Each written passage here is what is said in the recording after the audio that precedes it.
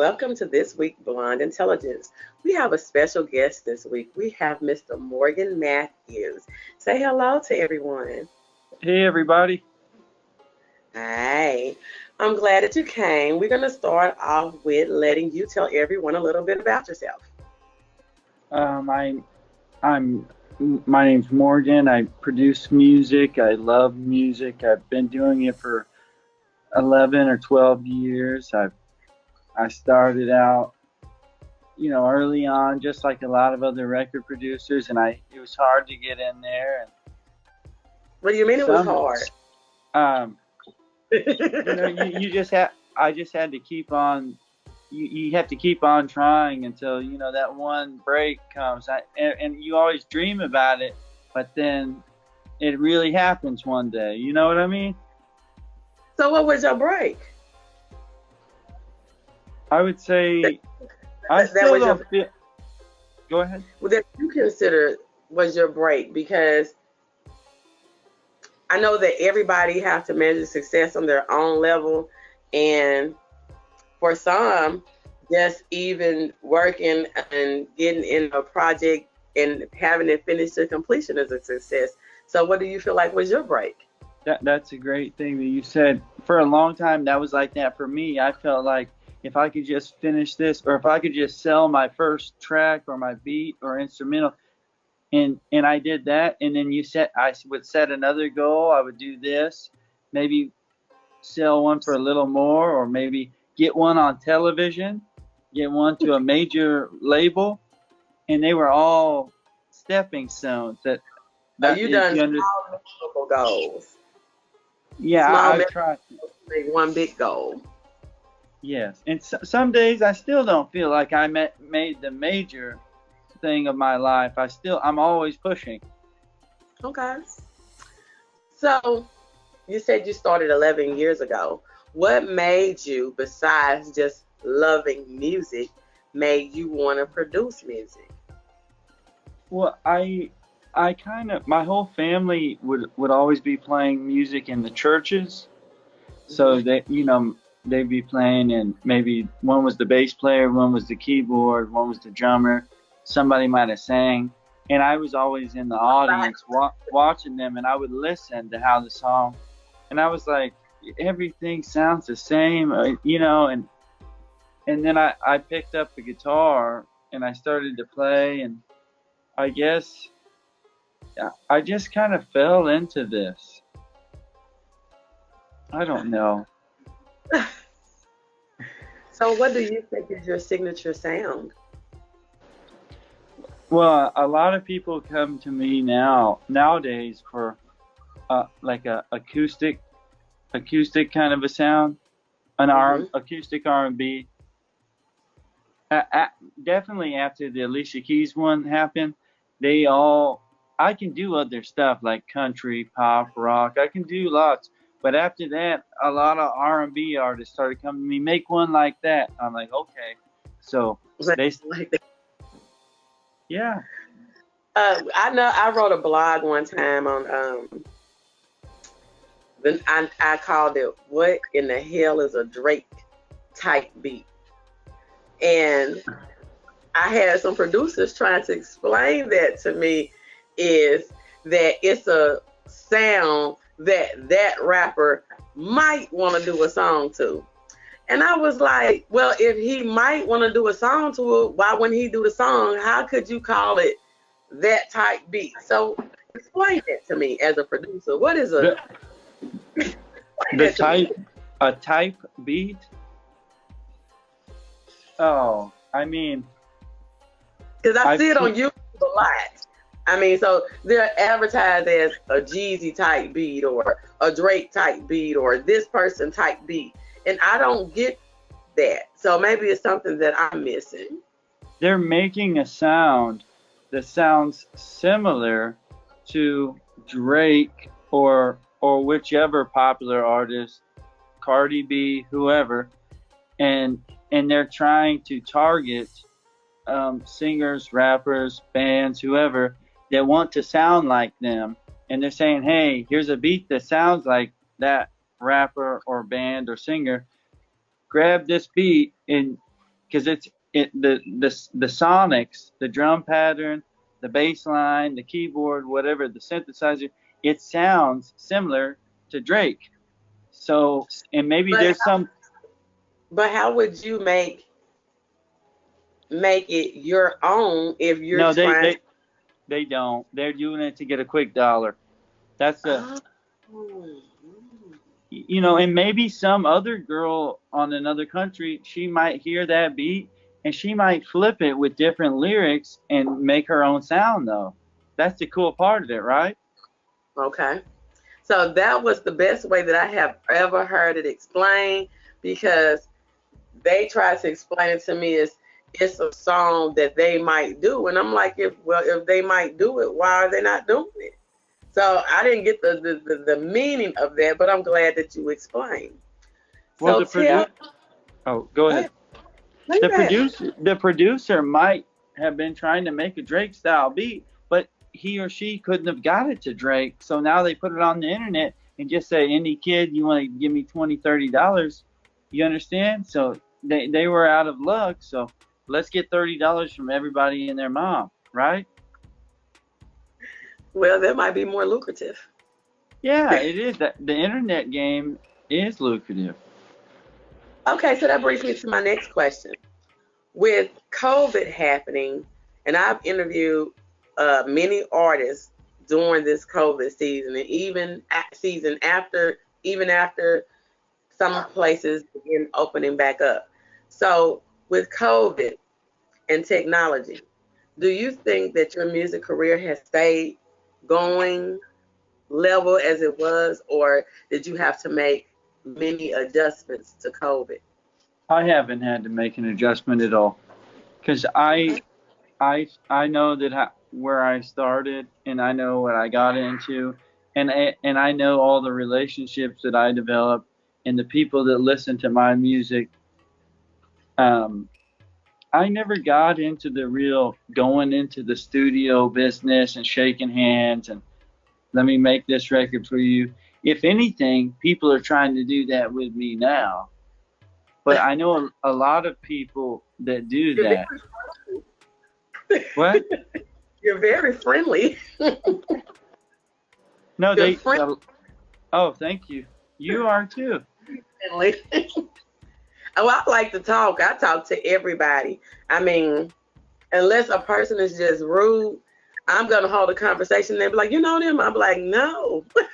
But I talk. But you come off as a very friendly person. So it seems like, isn't it weird how many people now in entertainment, they're rude? Like they think that they've done something better than you, so we don't have the time to talk? It's some people that has not done anything that feel like that.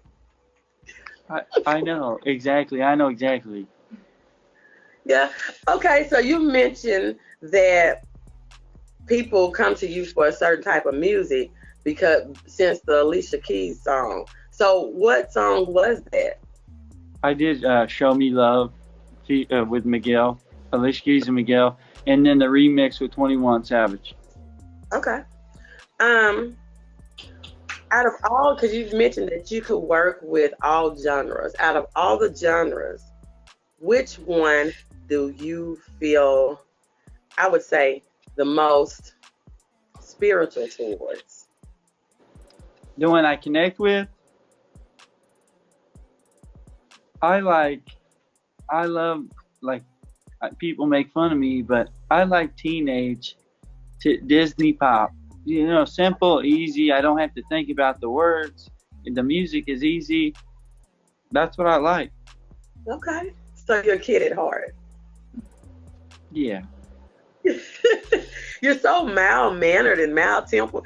It's like, if you disagree with somebody, I'm just picturing it. If you disagree with someone, you would be like, it seemed like you'd be like, hey, dude, look. What, they'll try to fight me? Because I'll whoop them. I'm just kidding with you. Well, I'm not going to keep you so long because I know that you're basically on vacation and that you're out on doing your personal thing. So is there anything that you want anybody to know, or any new projects that you're working on? I have an artist development company actually, and it's called Addictive Music Group. After I got my deal with Universal Music, after the Alicia Keys and Gunna record and many other that I've done, I've done the #1 record of Italy, went #1, and for rap and hip hop albums.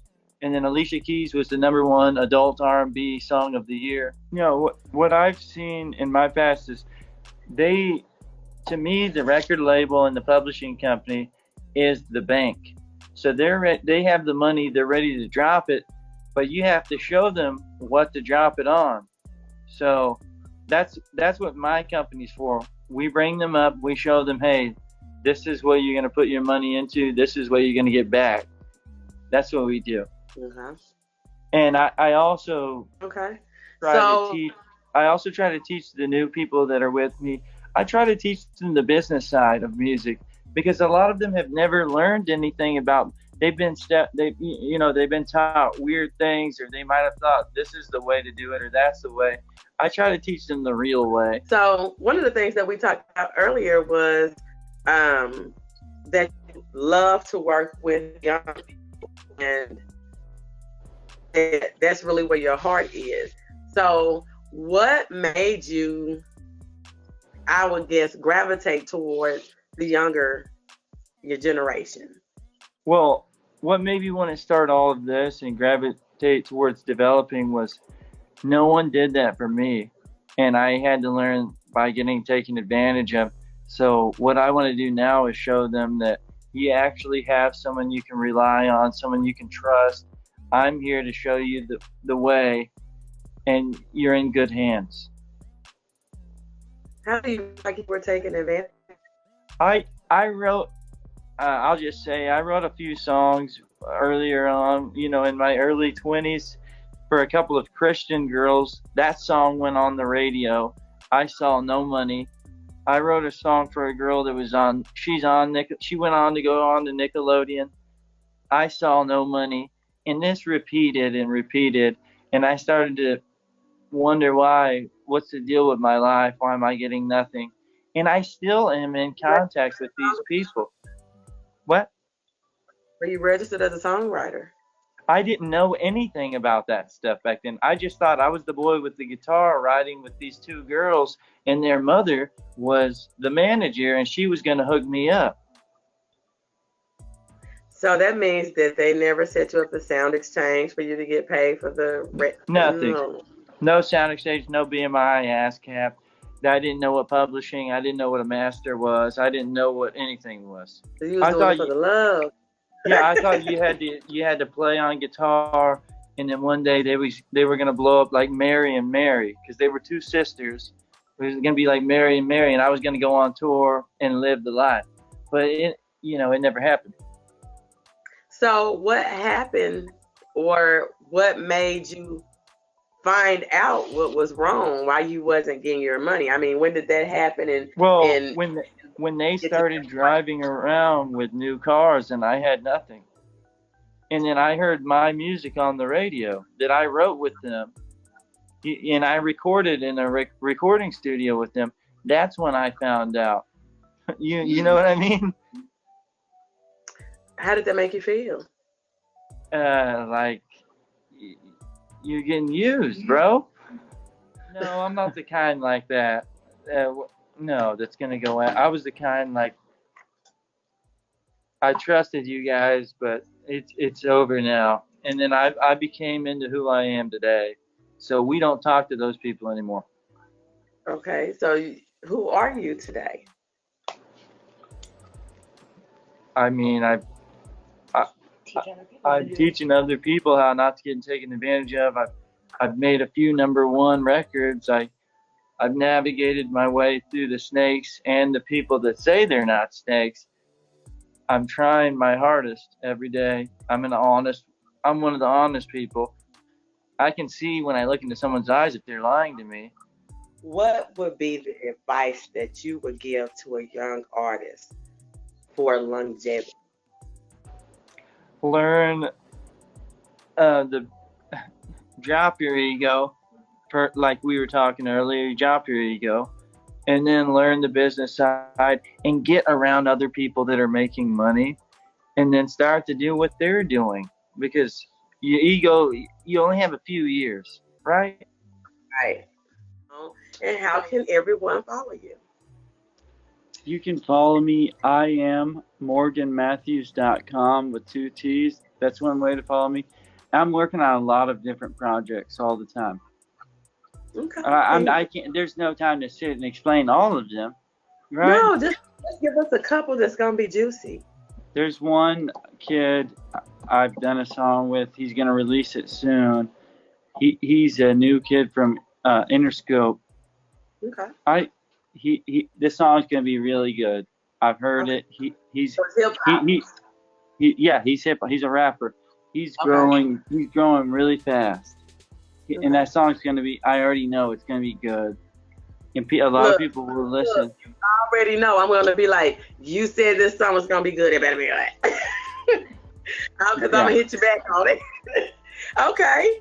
Well, is there anything else that you would want anybody to know? And I really do thank you for coming. Well, thank you. I want everyone to know that you have a great show. Well, thank you. Thank you. Well, I thank you for coming. And everybody look for Mr. Morgan Matthews' latest projects. And don't forget to subscribe to the video channel. And I'll see you next week. Bye.